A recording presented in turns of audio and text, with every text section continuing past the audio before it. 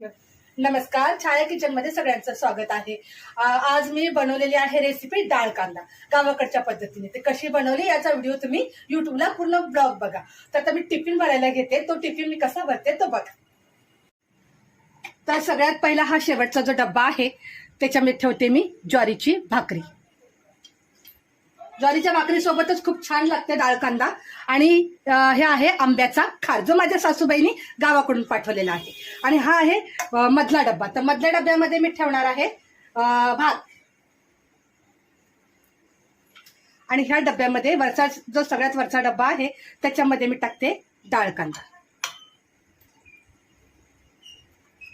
तर हा डाळ कांदा याची रेसिपी तुम्ही सगळ्यांनी बघा। आणि तुम्हाला जर व्हिडिओ आवडला तर नक्की सबस्क्राईब करायला विसरू नका।